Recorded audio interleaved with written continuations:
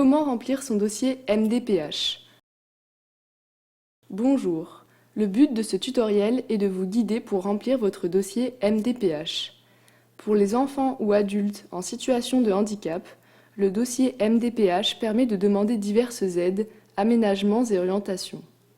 Ce tutoriel ne rentrera pas dans tous les détails, le but est de vous faire comprendre le fonctionnement du dossier, ses enjeux et les points clés pour convaincre la MDPH.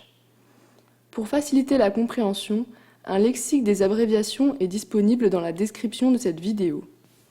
Quels droits dépendent du dossier MDPH?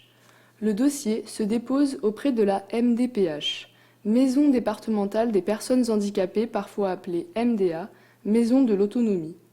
Seuls peuvent saisir la MDPH, la personne en situation de handicap, son représentant légal, ou, dans certains cas, l'établissement ou le service qui accueille la personne en situation de handicap. Un dossier unique permet de demander principalement les 8 droits suivants. Désignation d'établissement ou de service pour l'éducation, la rééducation, l'accueil en foyer, par exemple en IME, IMP, IMPRO, CESAD, femmes, foyer de vie. Orientations et mesures d'insertion scolaire et professionnelle, par exemple en ULIS, en ESAT. Allocation AAH pour les adultes, pour les enfants AEEH et complément d'AEEH. Aide financière pour les dépenses liées au handicap avec la PCH. Carte CMI de stationnement, de priorité ou de handicap, si besoin avec la mention « besoin d'accompagnement ».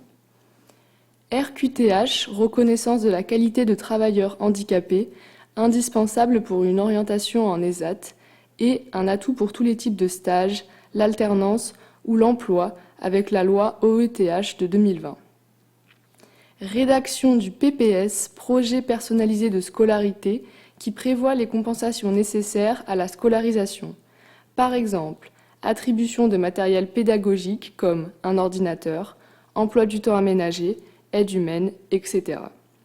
La MDPH doit rédiger le PPS à partir des éléments transmis dans le GEVASCO par l'Éducation nationale et à partir des éléments transmis dans le dossier MDPH par le demandeur ou son représentant légal, avec les professionnels qui l'accompagnent, en joignant certificats et bilans réalisés.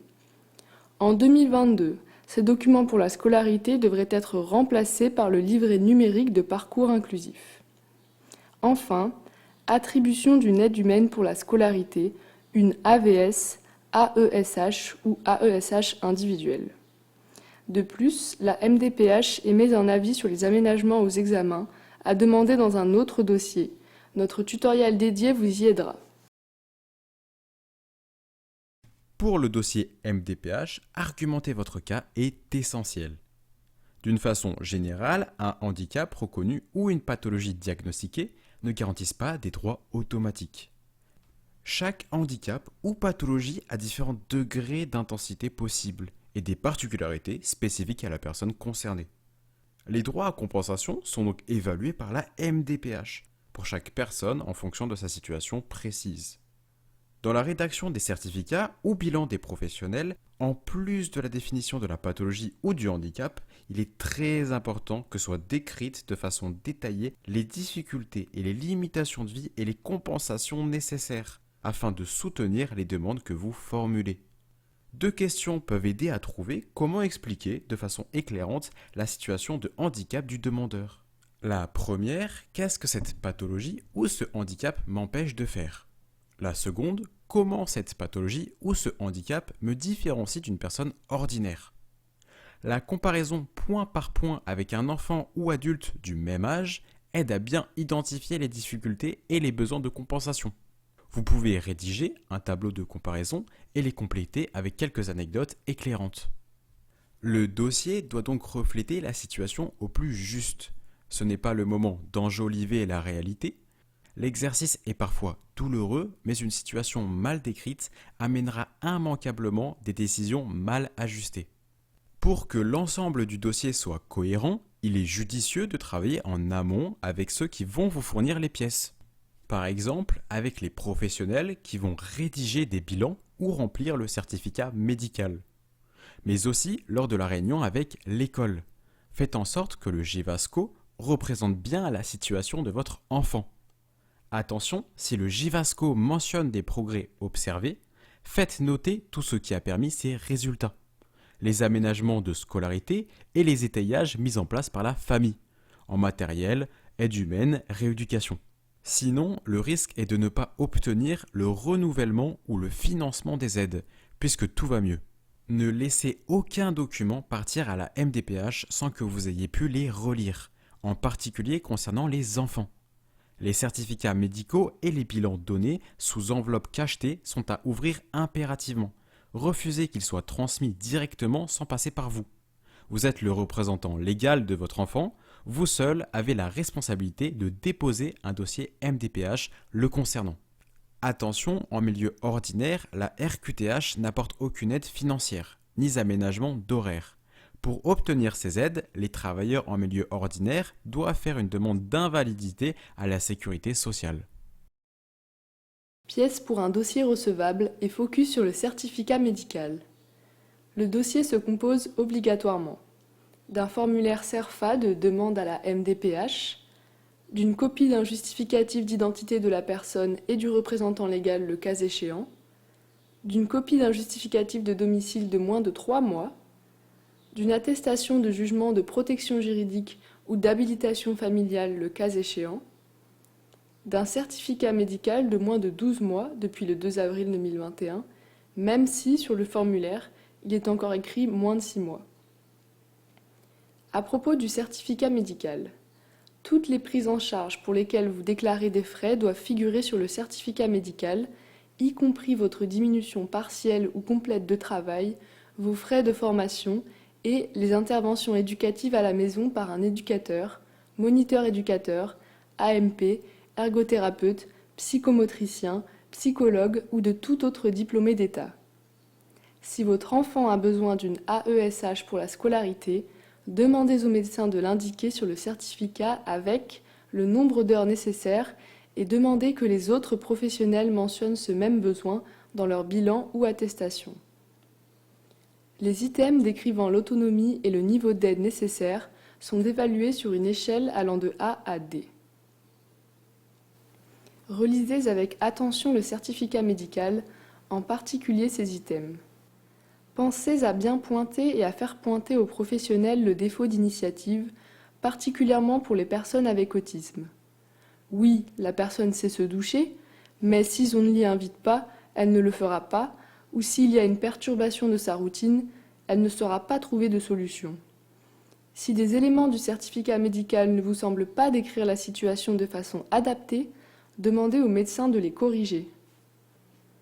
Par exemple, ici la personne sait se doucher, mais elle doit y être incitée par quelqu'un. La codification n'est pas A. Réalisée sans difficulté ni aide, mais C. Réalisée avec une aide humaine de stimulation.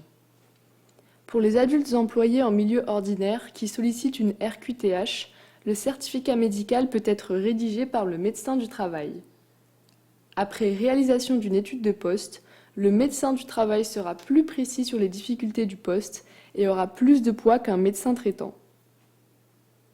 À ces pièces obligatoires, vous pouvez rajouter des pièces supplémentaires qui sont un Gevasco, obligatoire pour les demandes concernant la scolarité, sauf en cas de première scolarisation à 3 ans, les devises et factures des différentes dépenses non prises en charge et les restes à charge, page 6 du CERFA, toute pièce pouvant justifier de votre réduction d'activité, page 6 du CERFA, bilans et comptes rendus médicaux que vous jugez utiles et nécessaires pour appuyer vos demandes, courrier des professionnels qui suivent la personne avec handicap, qu'elle soit enfant ou adulte, et un projet de vie, pages 8 et 12 ou 16 du CERFA.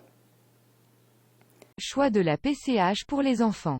Pour les enfants, en plus de l'AEEH de base, la famille peut demander un complément d'AEEH ou la PCH, car les deux ne sont pas cumulables.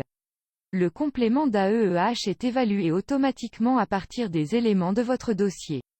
Pour la PCH, la famille doit demander une évaluation, à cocher en E1, page 17. La MDPH envoie alors au domicile une assistante sociale ou une ergothérapeute qui évalue l'éventuel achat de matériel et les heures d'aide humaine nécessaires, en emploi direct CESU et en aidant familial. Si la famille reçoit 2 propositions de la MDPH, elle choisit entre complément d'AEEH ou PCH. Sans réponse de la famille, c'est la PCH qui sera accordée. Plan de secours. Les délais d'attente pour avoir une place sont très longs. Afin que votre enfant ne se retrouve pas sans une autre solution que de rester à la maison, indiquez dans le projet de vie votre souhait et un plan de secours. Par exemple, une orientation en ULIS ou une place en IME et en secours une scolarité ordinaire avec une AESH individuelle 15 heures par semaine. Cette liste de pièces supplémentaires n'est pas complète et varie en fonction de vos demandes. Si des bilans sont en attente de réception, vous pouvez indiquer que vous les transmettrez ultérieurement. Car entre le moment où le dossier est déposé et le moment où il passe devant la commission CDAPH, il est possible de transmettre des bilans, courriers ou autres, jusqu'à 10 jours avant le passage en commission. Dès lors que l'ensemble des pièces nécessaires est déposé, le dossier doit être déclaré recevable par la MDPH. C'est important car les droits, une fois attribués, sont rétroactifs. Ils sont ouverts à compter du mois suivant le dépôt d'un dossier recevable. Ainsi, un dossier recevable déposé le 18 février ouvre des droits à compter du 1er mars. Si la MDPH accorde l'allocation AEEH de base en août, vous devriez toucher pour la période de mars à août un arriéré, cependant soumis à l'appréciation de la CAF qui verse les allocations. Le formulaire de demande à la MDPH. CERFA numéro 15 692 01. Il est divisé en 6 parties, certaines indispensables, d'autres facultatives, en fonction de vos demandes. A. Votre identité. Cette partie est obligatoire. B. Vie quotidienne. Partie également obligatoire, sauf renouvellement pour une situation inchangée. Cela concerne les demandes d'AEEH, de complément d'AEEH, de PCH, d'AAH, de carte, etc., etc. C. Vie scolaire ou étudiante. En cas de besoin d'AVS, d'AESH, de matériel pédagogique, d'une orientation en IME, IMP, IMPRO ou CESAD. D. Votre situation professionnelle. Pour la RQTH et l'allocation AAH. E. Expression des demandes de droits et prestations. Partie très importante composant des cases à cocher pour les demandes formulées dans les rubriques précédentes. Toute case non cochée représente une demande qui ne sera pas traitée. Vérifiez bien que vous n'en oubliez pas.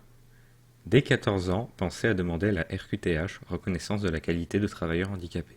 Cela peut aider à obtenir un stage et à bénéficier d'adaptation durant ce stage. À noter, en stage, l'élève conserve son adumène scolaire. De droit depuis 2016. Attention, que ce soit pour la partie vie quotidienne ou vie scolaire, précisez exactement ce que vous voulez, ce que vous ne voulez pas dans le cadre E2. Surtout pour les situations à risque, par exemple un GEVASCO qui va à l'encontre du désir de la famille. F. Vie de votre aidant familial. C'est la partie où l'aidant familial exprime ses demandes. À noter, un trombone sur une page indique des documents supplémentaires à joindre, comme ici. Quelques précisions utiles.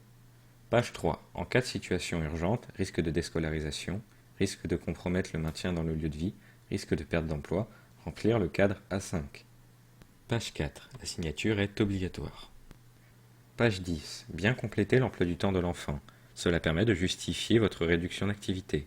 Un enfant qui est accueilli seulement quelques heures par semaine représente une diminution d'activité professionnelle d'un des parents plus importante que pour un enfant accueilli à temps plein.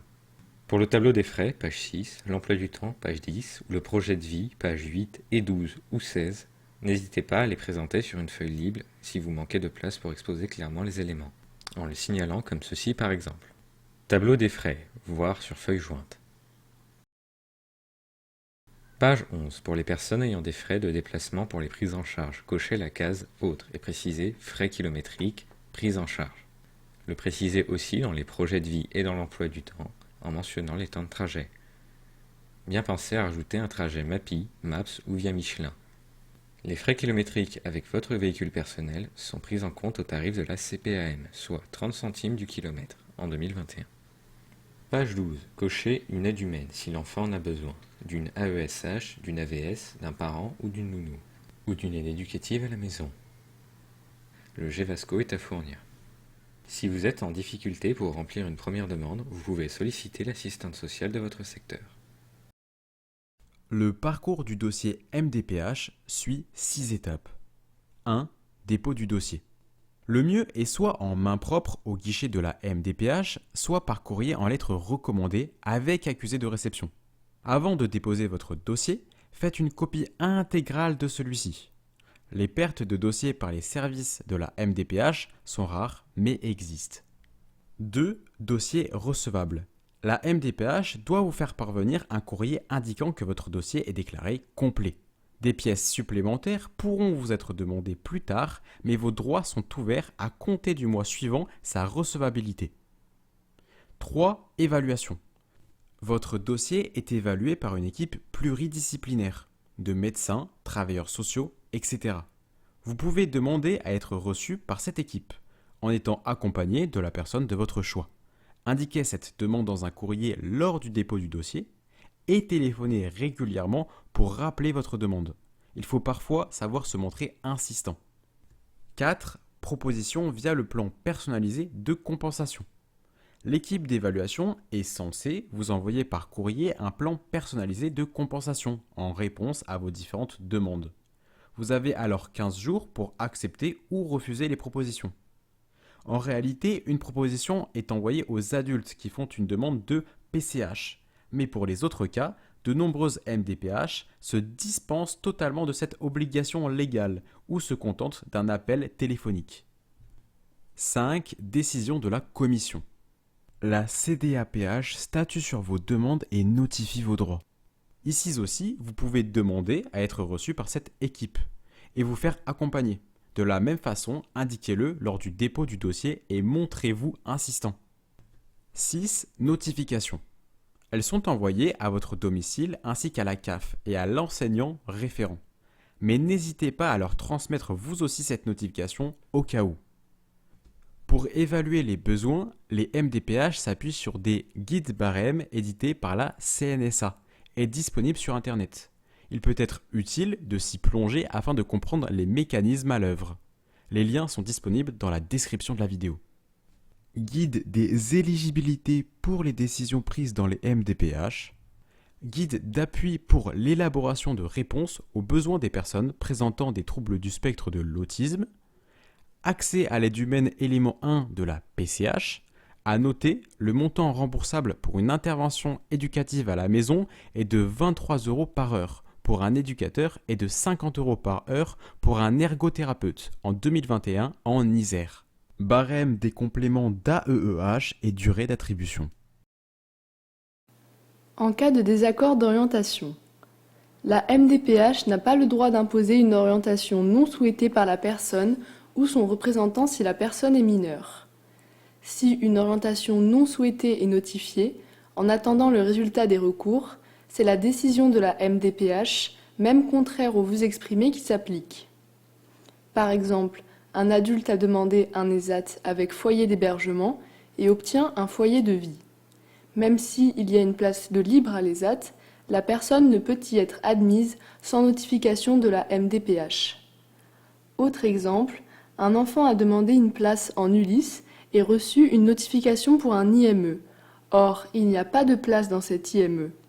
En attendant, l'enfant se retrouve sans aucune solution, sauf si un plan de secours a été demandé. Le dossier MDPH, de par son enjeu, est un moment stressant, avec parfois des échanges téléphoniques conflictuels avec des agents d'une MDPH. Sachez que vous n'êtes jamais obligé d'argumenter au téléphone, c'est votre droit d'accepter uniquement les échanges écrits. Les recours. La MDPH a 4 mois pour répondre à votre dossier. Passé ces 4 mois, vous pouvez considérer vos demandes comme refusées et engager un recours. Dans les faits, les dossiers prennent plusieurs mois pour être traités, parfois jusqu'à 8 mois ou plus. N'engagez un recours au bout de 4 mois que si vous êtes sûr que vos demandes seront refusées. À réception de notifications ne vous satisfaisant pas, ou à l'issue des 4 mois sans réponse après dépôt du dossier, vous avez 2 mois pour introduire un RAPO, recours administratif préalable obligatoire, par courrier recommandé auprès de la MDPH, sans avoir à produire d'éléments nouveaux. La MDPH a alors 2 mois pour vous répondre. Passé ces 2 mois, vous pouvez considérer que c'est un refus et introduire le recours contentieux. Donc, à l'issue des 2 mois sans réponse à votre RAPO, ou en cas de décision toujours défavorable, vous avez 2 mois pour adresser un recours contentieux auprès du pôle social du tribunal judiciaire ou auprès du tribunal administratif selon les décisions contestées. Par exemple, si le plan personnalisé de compensation d'un enfant ne contient pas de PPS, le recours sera devant le tribunal administratif. Pensez à vérifier les informations qui vous sont données, y compris par les travailleurs sociaux, l'éducation nationale, les MDPH. Le droit du handicap est souvent peu connu et peu respecté. Fréquemment, les recours contentieux, lorsqu'ils sont justifiés, aboutissent en faveur des personnes en situation de handicap. En conclusion, la constitution d'un dossier MDPH représente à chaque fois une étape importante dans la vie de la personne en situation de handicap et de ses aidants. C'est une source de stress car les décisions de la MDPH ont un impact majeur sur la vie des personnes concernées. Le premier dossier est le plus compliqué à constituer et représente parfois pas mal d'heures de sommeil perdues. Ce sera plus facile les fois suivantes. Joignez tous les éléments en votre possession qui peuvent aider à une prise de décision adaptée. Prenez le temps de bien relire tous les éléments que vous allez envoyer, de bien décrire la situation dans laquelle vous vous trouvez, ainsi que vos attentes. Et si possible, déposez votre dossier au moins 6 mois avant l'échéance. D'autres personnes sont confrontées au même problème, ne restez pas isolés. N'hésitez pas à vous renseigner sur vos droits et les aides dont vous bénéficiez auprès de forums, de groupes Facebook, d'associations locales ou nationales, comme l'association Info Droit Handicap. Ce tutoriel pour remplir un dossier MDPH convaincant a été réalisé grâce à une subvention d'AG2R La Mondiale et grâce à 10 bénévoles de l'association Envol Isérotisme.